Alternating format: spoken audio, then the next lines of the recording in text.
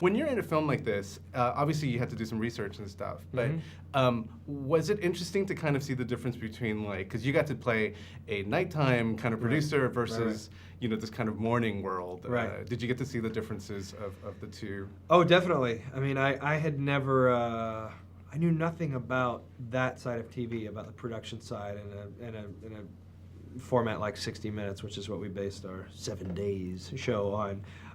And that was cool to me. It gave me a real perspective on him, on Adam, on the character of, you know, getting consumed in one story, doing it for months, and then switching to something else, you know, and it's a much different pace than slamming it out every morning, trying to find the funniest or most informative or what can get people's attention in 2 minutes kind of a thing. I'm sure you've had your fair share of, like, visits to these morning talk shows and stuff. Right. So how is it for, on the other side, your end, when you kind of have to go and you have to present this kind of peachy, you know, and also sell, and, you know, this kind of no, it's true. interesting- Well, it's funny, I haven't even talked about this. I remember we did the Today Show, or no, we did Good Morning America on the bow of a ship.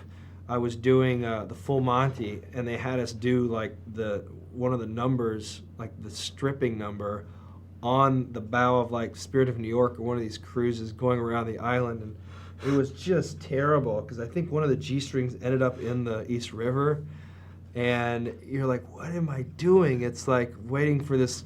You have to do it on a tiny little platform, and you got like 2 minutes, so you got to cut your number down, and you're out of the show, so it feels awkward, and you're like hanging out in like faux cop outfits, like, hi, we're in a musical. I mean, it's really ridiculous. But it sold the show. And there you go. People went. All for press. There you go.